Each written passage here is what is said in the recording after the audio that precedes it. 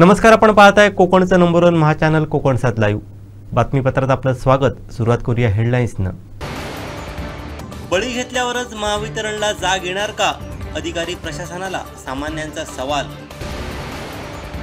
Steering lock, समोरून येणाऱ्या कारला धडक बसून अपघात. आणि ओला दुष्काळ जाहीर करा, सुशांत नाईक यांची मागणी. आता पाहूया सविस्तर बातम्या.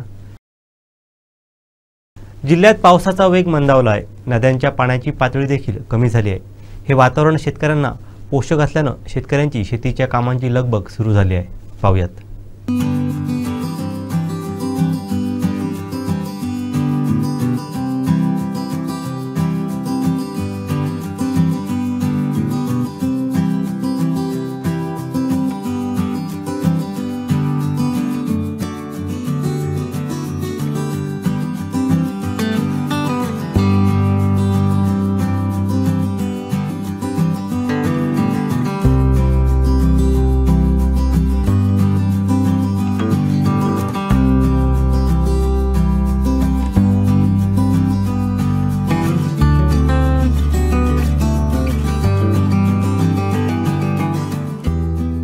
गेल्या आठवडाभर तर पाऊस कोकणामध्ये पुष्कळ प्रमाणात झाला आणि त्या पावसाने पेरणी करणं उचित नव्हतं. आता आजपासून थोडीशी उघडीक आहे आणि या उघडीपीनंतर आणि आज किंवा उद्या पेरणी करायला कोणत्या तरी हरकत नाही. जास्त पाण्यामध्ये जर पेरणी केली तर बियाणं चांगल्या प्रमाणे उगवत नाही. थोडीशी मोकळीक असली, जमीन जरा सुकी असली तर बियाणं चांगलं उगवतं. त्या गेले 8 दिवस सतत पाऊस पडत होता, त्याच्यामुळे सगळी भात पेरणी खोळंबलेली होती. पण कालपासून जर पावसाने उसण घेतलेली आहे आणि थोडी उघडीप आलेली आहे, त्याच्यामुळे आम्ही आता शेतीची जी काही उरलेली काम आहेत ती आम्ही पूर्ण करण्याच्या मार्गावर आहोत. तसं त्या शेतीला कुंपण करत आहोत आणि थोड्या दिवसात जर 2 दिवसात जर चांगलं तापलं तर आम्ही भात पेरू आणि त्या जर उघडीप दिलेलीच आहे पावसाने, त्याच्यामुळे भात पण चांगला येण्याची अपेक्षा आहे. जर पावसाने आमच्यावर मेहरबानी केली तर भात पण चांगलं येईल आणि तेवढं नुकसान पण आमचं होणार नाही. सिंधुदुर्गातील पहिली खासगी टेक्निकल ट्रेनिंग इन्स्टिट्यूट म्हणजेच यशवंत ट्रेनिंग इन्स्टिट्यूट कणकवली.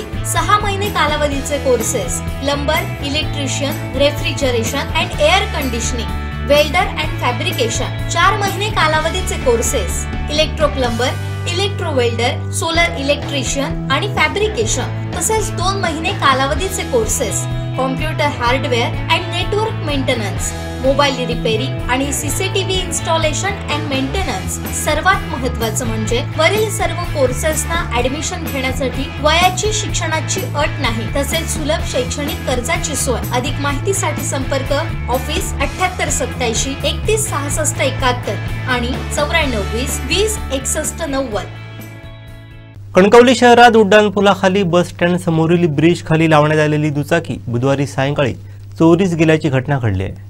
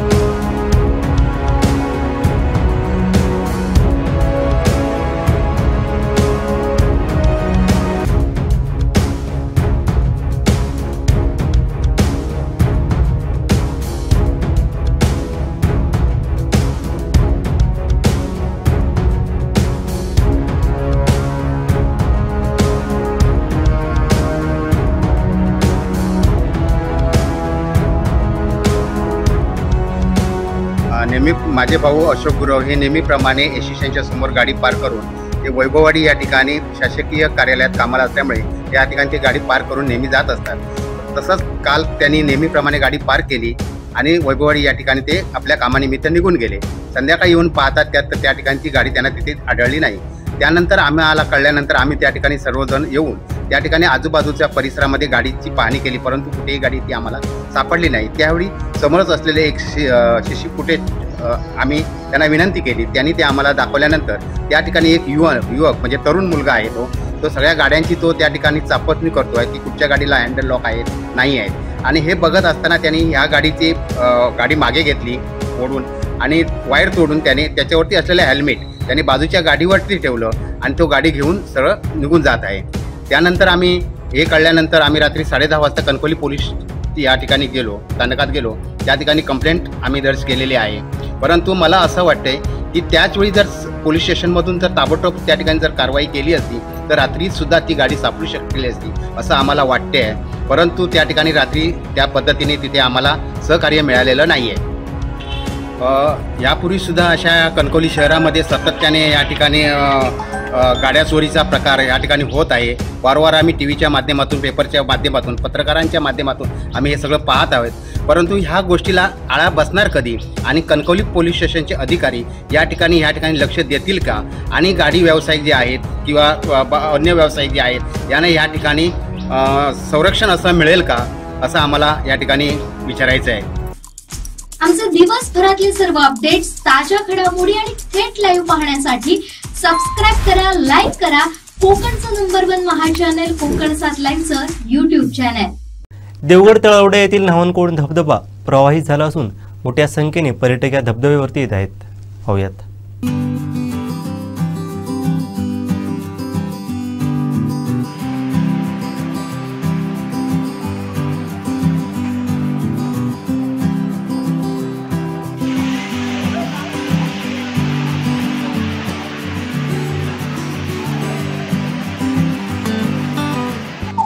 सध्या देवगडमध्ये मुसळधार पाऊस असल्यामुळे सर्वत्र ठिकठिकाणी धबधबे ओसंडून वाहत आहेत। आता आपण आहोत देवगड तालुक्यातील न्हावणकोंड या धबधब्यावर।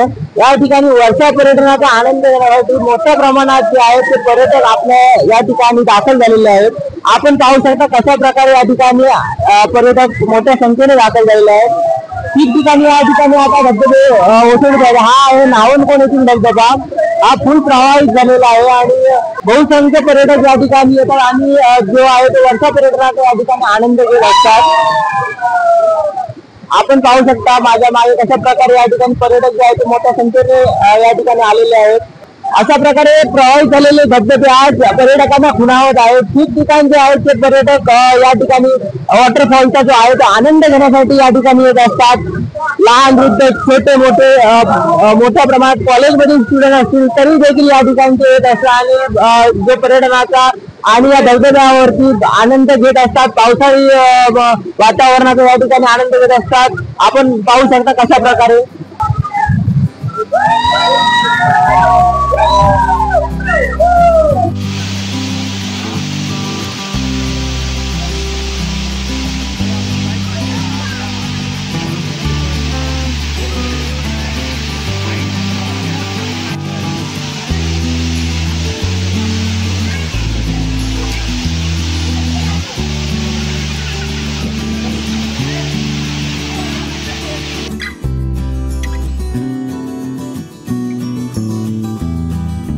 या ठिकाणी आपल्यासोबत काही पर्यटक या ठिकाणी आलेले आहेत। आपण त्यांना विचारूया, या ठिकाणी कसं वाटतं येऊन आपल्याला? खूप छान वाटतं या ठिकाणी येऊन।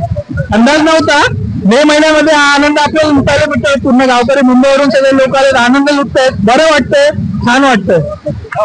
या ठिकाणी मुंबईवरून देखील काही पर्यटक आलेले आहेत। या ठिकाणी जो आहे धबधब्याचा जो आहे तो मे महिन्यात आनंद लुटत आहे। या ठिकाणी कुठून आला आपण? देवगड। आणि इथे आल्यावर कसं वाटतं? मस्त वाटतं, थंड आहे मस्त आणि हे नाही टेन्शन नाही का, टेन्शन घ्यावं लागत नाही। तर या ठिकाणी जे आहे ते पर्यटक देवगडवरून देखील आले आहेत। तसेच देवगड तसेच सिंधुदुर्ग कोकणातील विविध ठिकाणातून या ठिकाणी पर्यटक जे आहेत ते आलेले आपल्याला पाहायला मिळत आहेत। सोबत आलंय, खूप एन्जॉय केला, खूप मजा मस्ती केली, खूप छान वाटलं इथे, खूप मस्त निसर्ग आहे खूप मजा आली, एन्जॉय केला आम्ही. फिरायला आलो होतो तर तळेबाजार नावंतण या ठिकाणी खूपच सुंदर नजारा तुम्ही बघताय. खूपच सुंदर धबधबा आहे. इथले रस्ते देखील सुंदर आहेत. इथलं पर्यटन बघण्यासारखं आहे कोकणातलं. तसंच इथे चांगली सोयी सुविधा देखील आहे. महिलांसाठी चेंजिंग रूम आहेत, रस्ते उत्तम आहेत. आणि हा जो पाठीमागे धबधबा बघता एक विलक्षण अनुभव आहे आमच्या सर्वांसाठी. एक सुंदर वातावरण इथे बघायला प्रत्येक फॅमिलीने इथे येऊन जरूर आनंद लुटावा हे आमच्या कोकणवासियांकडून तुम्हाला विनंती आहे. आपल्यासोबत काही महिला पर्यटक देखील या धबधब्यावर आनंद लुटण्यासाठी आलेले आहेत. त्यांना विचारू या ठिकाणी आपल्याला कसं वाटतं, काय सांगा? या ठिकाणी येऊन खूप आनंद वाटला, खूप छान वाटलं की इतकं आपल्या कोकणात एवढं छान आहे, पण आम्हाला हे बघता आलं नाही, पण हे बघायला आलो त्यामुळे आम्हाला खूप आनंद वाटला. नक्कीच या ठिकाणी जो आहे तो वरच्या पर्यटनाचा आनंद लुटण्यासाठी खूप ठिकाणावरून जे आहे ते पर्यटक आपल्याला या ठिकाणी येताना आपल्याला पाहायला मिळत आहेत. कोकण साहेब लाईव्ह साठी नागेश दुखंडे, देवगड. कोकणातील शेतकऱ्यांना दिलासा देण्यासाठी ओला दुष्काळ जाहीर करा व शेतकऱ्यांना नुकसान भरपाई द्या अशी मागणी युवा सेना जिल्हा प्रमुख सुशांत नाईक व शिष्टमंडळानं मुख्यमंत्र्यांकडे तहसीलदारांकडे निवेदन देत केले आहे. पाहूयात.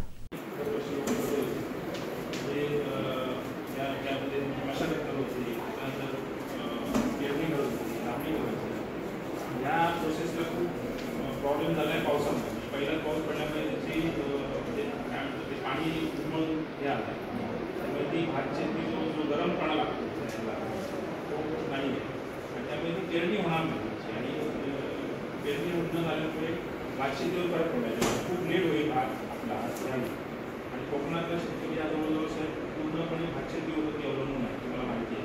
त्यामुळे त्याचा उदरनिर्वाह 1 वर्षाचा भात तो टिकवून ठेवतो आणि मग तो हळूहळू वर्षभरासाठी भात वापरतो, त्या सीझनमध्ये करतो. भातशेती हा प्रमुख व्यवसाय या कोकणातल्या आणि सिंधुदुर्गातल्या शेतकऱ्यांचा आहे आणि त्याच्यावरतीच साधारण गदा आलेली आहे. त्यामुळे त्याच्यावरती तुम्ही म्हणजे प्रशासन म्हणून तुम्ही एक विचार करणं खूप गरजेचं आहे की ह्यावेळी भातशेतीला नुकसान भरपाई द्यावी, म्हणजे भातशेतीला ओला दुष्काळ जाहीर करावा अशी आम्ही तुमच्याकडे मागणी करण्यात आलो आहे.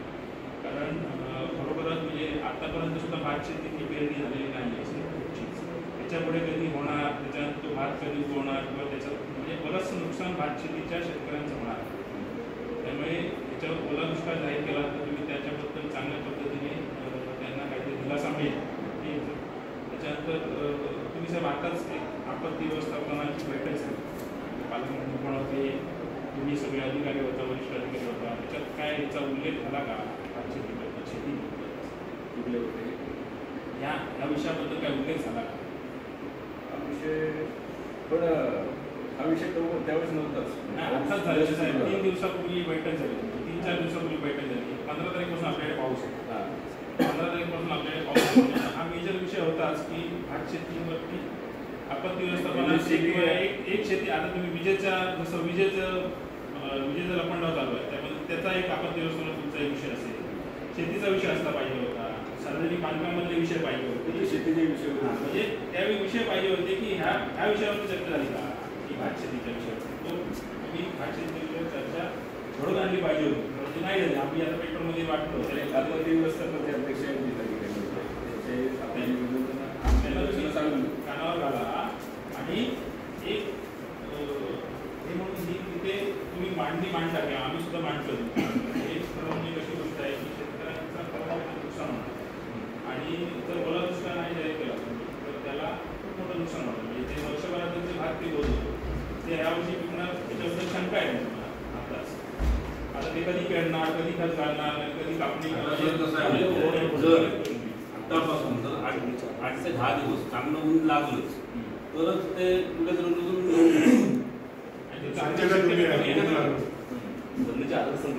आदरच असं आता पूर्ण घरे वगैरे झाले, विहिरी पूर्ण भरल्या सर, विहिरी पूर्ण भरल्या काय ते जमिनीला झरे कुठले, त्याच्यामुळे जो गरमपणा लागतो ना की पेरणी केल्यानंतर धान्य टाकल्यानंतर शिववायला गरमपणा लागतो तो नाही आहे. ती पेरणी तुम्हाला वेगळ्या पद्धतीने आता करावी लागेल आणि त्याच्यातनं ती किती भात उत्पन्न येईल ती शंका आहे सगळ्यांच्या मनात. शेतकरी जे आहे हे गावागावातले काही लोक आहेत त्यांच्या मनात खूप शंका आहे. त्यामुळे त्यांच्या मनात शंका आहे, त्याच्यामुळे आम्ही इथे त्यांच्याबद्दल आलेलो आहे की ह्या भात शेती करण्याचा प्रमुख व्यवसाय आहे शेतकऱ्यांचा आपल्या. आणि तुम्ही मागच्या व्यवसायात ई पीक पाहणी केलेली होती बरोबर ना. ई पीक पाहणीमध्ये काही शेतकऱ्यांच्या नोंदी आहेत भात शेतीच्या. आता काही शेतकऱ्यांचे राहिलेले पण आहेत आणि काही शेतकऱ्यांचे आहेत पण. मग त्या ई पीक पाणीच्या नोंदणी ज्या आहेत त्या शेतकऱ्यांना कॉन्टॅक्ट करून काय बाबा त्यांच्याकडनं अहवाल म्हणजे तुमचे सरकार असतील खालचे अधिकारी असतील त्यांना एक अहवाल घ्या की बाबा ह्यावेळी ई पीक पाणी नोंदणी जी शेतकऱ्यांची आहे त्या शेतकऱ्यांची काय हाल झालेले आहे, काय होणार आहे की नाही भातशेतीचा. आणि इव्हन ई पीक पाणीमध्ये काही शेतकऱ्यांची नोंद पण नाही होते, ती नोंदणी लवकरात लवकर करून घ्यावी, कारण हा त्यांच्या जिव्हाळ्याचा विषय आहे आणि त्यांच्या कुटुंबाच्या उदरनिर्वाहाचा विषय आहे.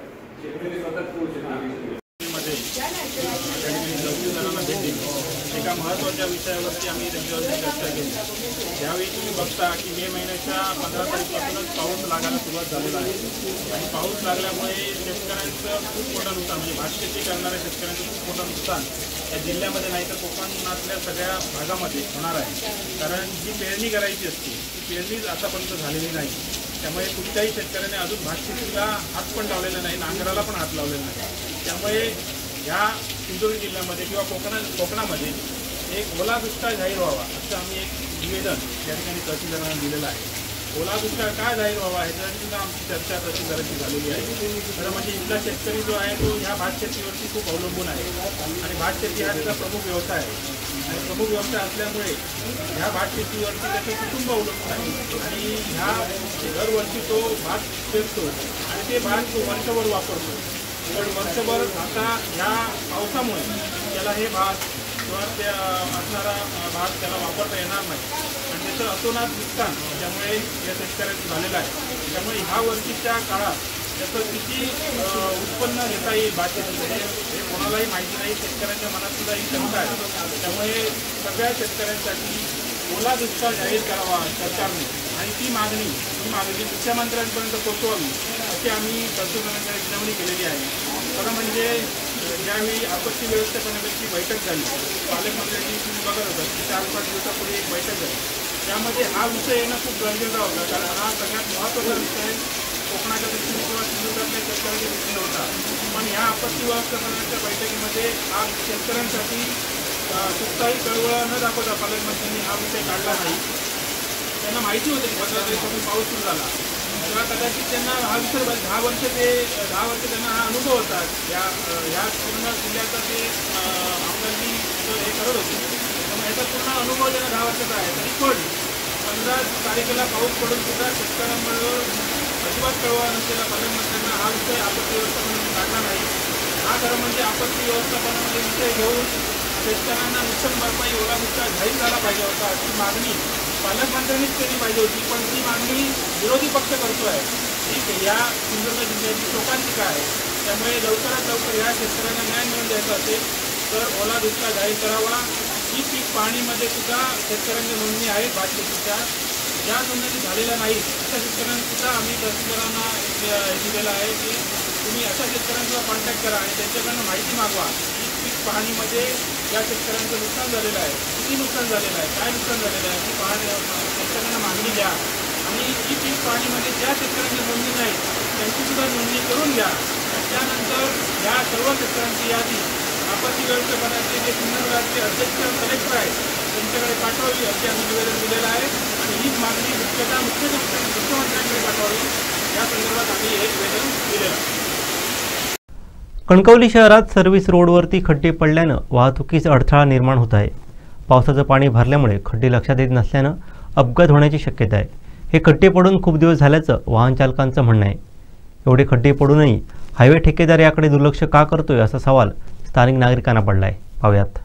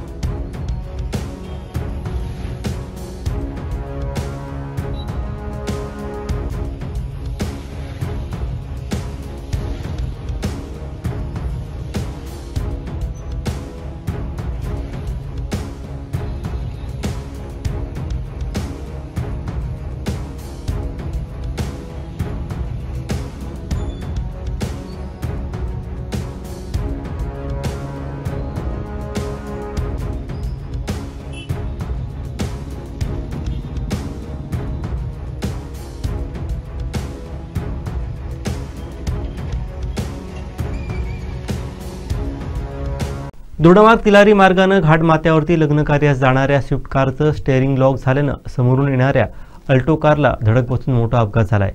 हा अपघात कसई दोडामार्ग केळीचं टेम येथे गुरुवारी सकाळी घडलाय. पाहूयात.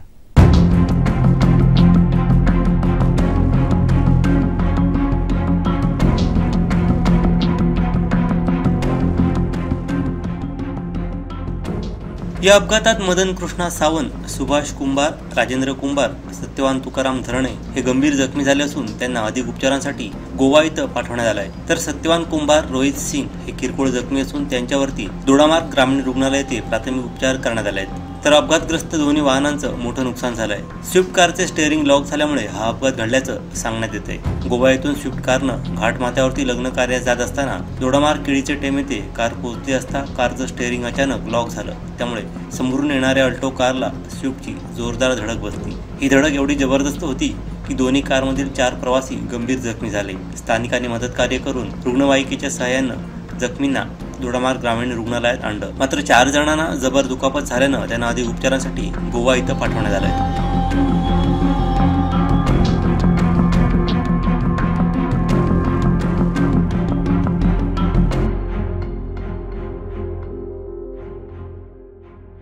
आकारनं सॅनिटरी नॅपकिन या विषयात फार चांगलं काम केलं असल्याचे गौरवोद्गार जिल्हाधिकारी अनिल पाटील यांनी काढले. पाहूयात. आपला जिल्हा सिंधुदुर्ग जिल्हा साधारण चांगला शिक्षित आहे, पण थोडंसं आपल्याला थोडं सोपं पण काम आहे. त्या दृष्टीने पण आपल्या जिल्ह्याचं काम चांगलं झालेलं आहे, टक्क्यावरच नाहीये. आकारने पण खूप छान काम केलेलं आहे. याच्यामध्ये ट्रेनिंगचा जो पार्ट आहे, कारण फक्त शिक्षकांना किंवा मुलींना आहे त्यातला देऊन ट्रेनिंग उपयोगाचं नाही, तर पालकांना दिलं पाहिजे, मुलांना दिलं पाहिजे, सगळ्यांना माहिती असायला पाहिजे या गोष्टीबाबत. ही गोष्ट आकारने केलेली आहे, त्यामुळे आकारचं मला कौतुक करायचं आहे. या बाबतीमध्ये जे पॅड तयार केला आहे ते इको फ्रेंडली आहे. जसं मगाशी दवे सांगितलं की आपला हा जिल्हा इको सेन्सिटिव्ह आहे आणि याचं डिस्पोजल पण आपल्याला चांगल्या पद्धतीने करता येऊ शकतं. त्या दृष्टीने हे खूप छान काम झालेलं आहे.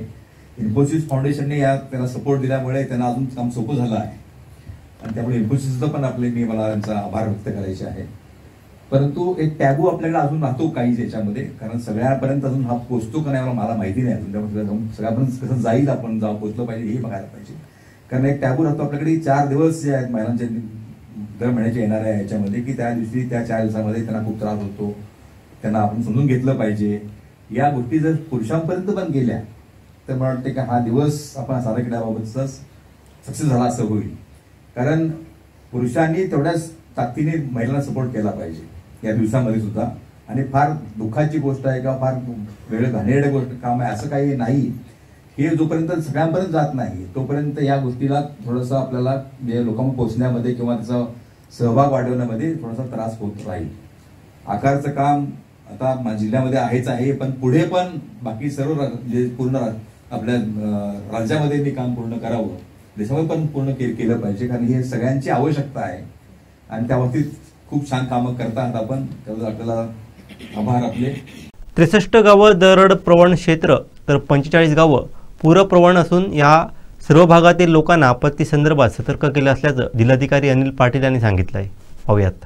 जिल्हा हा डोंगराळ जिल्हा आहे, त्यामुळे दरड प्रवण क्षेत्र जे आपण जाहीर करतो आहे त्यामध्ये आपल्याकडे घाटा सेक्शनचा जो एरिया आहे त्यामध्ये आपल्याकडे साधारण 63 गावं आहेत जी आपण आता त्या दरड प्रवण म्हणून आपण त्यांना जाहीर करतो आहे. पण यातली 20 गावामध्ये पूर्वी इन्सिडेंट झालेले आहेत आणि बाकीची 43 गावं जी आहेत त्यामध्ये शक्यता आहे म्हणून आपण ती पण आपण याच्यामध्ये आपण घेतलेली आहे. याचबरोबरीने आपल्याकडे ज्या नद्या छोट्या छोट्या ज्या नद्या आहेत किंवा जे ओहळ आहेत किंवा खाडी यामुळे पूर येण्याची शक्यता अशी पण आपल्याकडे गावं आहेत. ही संख्या आहे 45.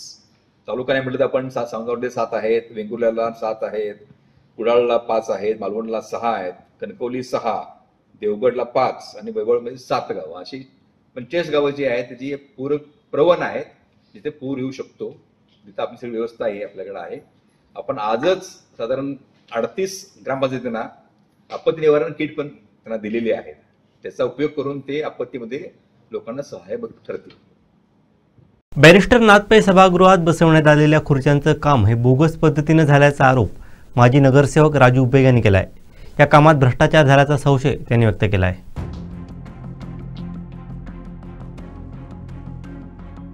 माजी नगरसेवक राजू बैग यांनी आज बॅरिस्टर नाथपै सभागृहात भेट देत त्या निकृष्ट दर्जाच्या कामाचा पोलखोल केला।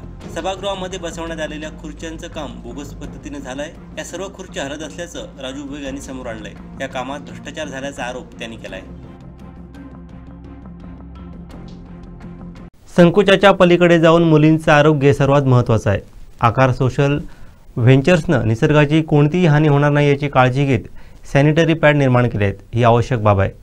सॅनिटरी पॅडसाठी शासनानं निधी दिला पाहिजे, त्यासाठी आपण प्रयत्न करू असा विश्वास माजी शिक्षण मंत्री आमदार दीपक केसरकर यांनी व्यक्त केला आहे।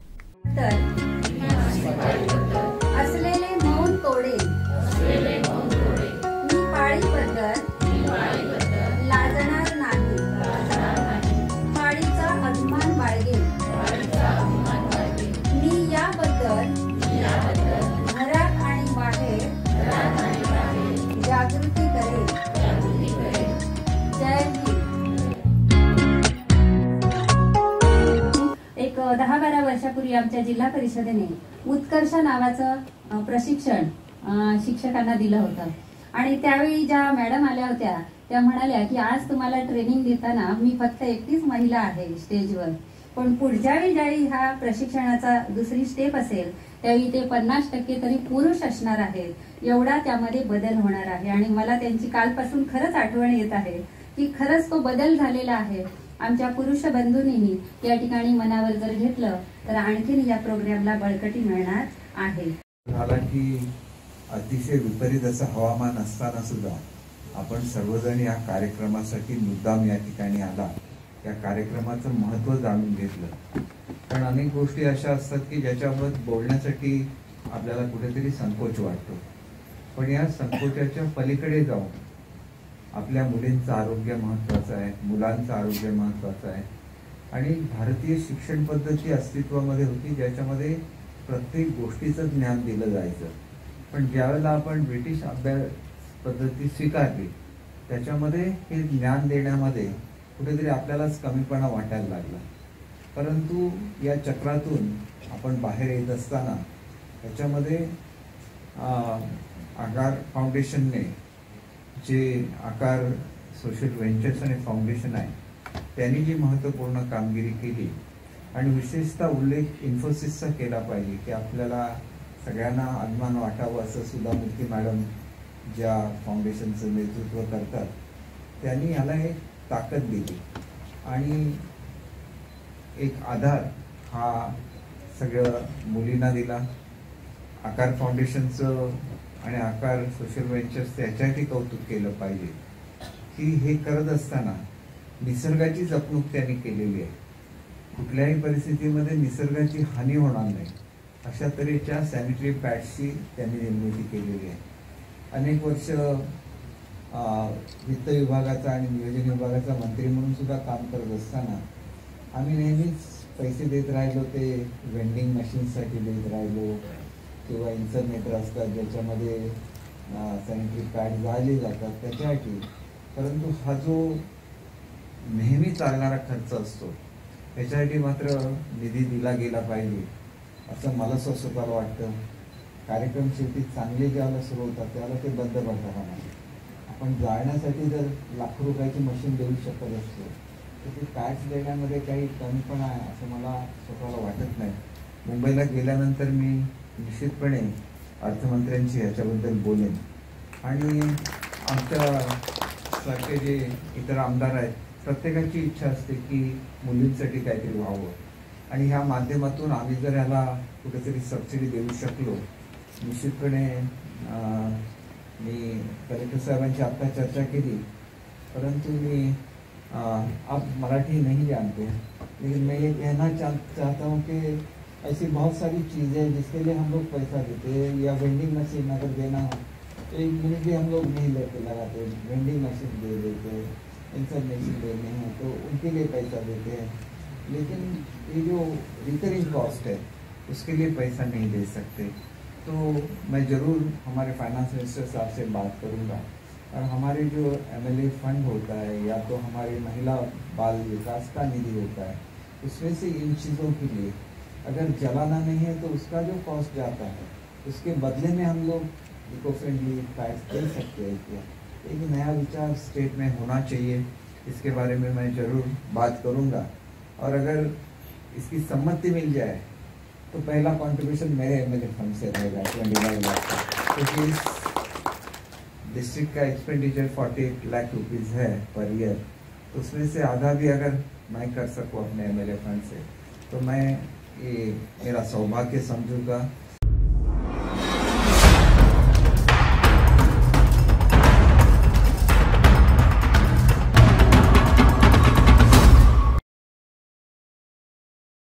बळी गेल्यावरच जाग येणार का असा प्रश्न सावंतवाडीकर जनतेला पडलाय। याचं कारण ठरलं आहे ते म्हणजे महावितरण आणि नगर परिषद प्रशासनाची टोलवाटोलवी, तसेच तालुक्यातील समस्यांकडे वीज वितरण कंपनीच्या अधिकाऱ्यांनी फिरवलेली पाठ। यामुळेच हा असा उद्विग्न सवाल अधिकारी प्रशासनाला सामान्यांना विचारावा लागतोय। सावंतवाडी शहरात अनेक ठिकाणी 11 केव्ही विद्युत भारी लाईनवरून झाडांच्या फांद्या गेल्या। पावसाळ्यापूर्वी त्या हटवणं क्रमप्राप्त होतं, मात्र गेल्या 4 वर्षात त्याकडे कानाडोळा केला गेलाय। त्यामुळे आज या फांद्यांनी महावितरणच्या नाकी दमाडलाय। शहरात मुख्य बाजारपेठेत ही परिस्थिती आहे। शालेय मुलं, महिला, वयोवृद्धांसह मोठ्या संख्येनं नागरिक येथून ये-जा करतात। त्यामुळे शाळा, कॉलेज, मार्केट, हॉस्पिटल जवळ असल्यानं रहदारीचा हा रस्ता आहे। याच ठिकाणी 11 केव्ही विद्युत भारित लाईनवरून भली मोठी फांदी गेली असून ट्रिपिंग देखील होते।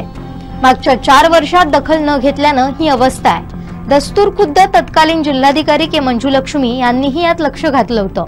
महावितरण कार्यकारी अभियंत्यांना सूचना दिल्या होत्या, मात्र अधिकाऱ्यांनी केवळ पाहणी केली आणि परिस्थिती तशीच राहिली। यात 2 जिल्हाधिकारी मात्र बदली होऊन गेले। झाडांच्या फांद्या कुणी हटवायच्या यावरून महावितरण आणि नगर परिषद यांच्यात ढकलाढकली सुरू आहे। वीज वितरणचे उपकार्यकारी अभियंता म्हणतात आपण नगर परिषदेला सांगितलंय, तर नगर परिषद म्हणतं ही झाडं, फांद्या, जागा अथवा झाड मालकांनी तोडावी, अन्यथा होणाऱ्या जीवित व वित्तहानी संबंधित जबाबदार राहतील। अधिकारी प्रशासन यांच्या या जबाबदारी झिडकारण्याच्या भानगडीत समस्या मात्र अधिक वाढत चालली आहे। त्यामुळे बळी गेला की प्रशासनाला जाग येणार का असा सवाल केला जातोय। आजवर ओटवणे येथील 10वीतील विद्यार्थी, बांदा येथील महिला, शहरातील पाळंदे कुरिअरचे मालक आणि पोलवर चिकटून गतप्राण होणारे अनेक वीज वितरणचे कंत्राटी कर्मचारी, मुक्या प्राण्यांची यात गिनतीच नाहीये। हे सगळं बघता अजून किती बळी प्रशासनाला हव्यात हा खरा प्रश्न आहे। दरम्यान ग्रामीण भागातही परिस्थिती वेगळी नाहीये। तेथील वीज खांब, ट्रान्सफॉर्मर आणि इतर उपकरणांची परिस्थिती भयंकर आहे। आंबोली सारख्या पर्यटन स्थळी भर बाजारात असणारं भीषण वास्तव समोर आहे, मात्र महावितरणचे अधिकारी तिथे साधे डोळे उघडून पाहायला तयार नाहीयेत। रहदारीच्या ठिकाणी विद्युत खांब पूर्णतः गंजला असून धोका निर्माण झालाय। लाखो पर्यटक देश विदेशातून इथे येतात। 100 वेळा सडलेला खांब बदलण्यासाठी विनंत्या केल्या, परंतु कोणीही याकडे गांभीर्यानं बघण्यास तयार नाहीये। हा सडलेला लाईटचा खांब भर वस्तीमध्ये आहे। आंबोलीच्या वादळ वारा पावसामुळे कधीही कोसळू शकतो, याचे गंभीर परिणाम होऊ शकतात, मात्र अधिकारी दुर्लक्ष करतात। लाईटचे खांब बदलण्यासाठी सुद्धा आम्ही उपोषण करायची का असा सवाल संतप्त आंबोली ग्रामस्थांनी केलाय। त्यामुळे महावितरणसह जबाबदार इतर प्रशासनाला जाग नेमकी कधी येणार की अशी मृतांची आकडेवारी आणि शासनाचे 5 लाख भरपाई देण्यात धन्यता मानणार असा संतप्त सवाल सामान्यातून विचारला जातोय। शेवटी ठळक घडामोडी पुन्हा एकदा। बळी घेतल्यावरच महावितरणला जाग येणार का, अधिकारी प्रशासनाला सामान्यांचा सवाल। स्टीअरिंग लॉक, समोरून येणाऱ्या कारला धडक बसून अपघात आणि ओला दुष्काळ जाहीर करा, सुशांत नाईक यांची मागणी। बातमीपत्रात वेळ झाली ते थांबण्याची। पाहत राहा बदलत्या कोकणचा बुलंद आवाज। कोकणचा नंबर 1 महा चॅनल कोकण 7 लाईव्ह। धन्यवाद।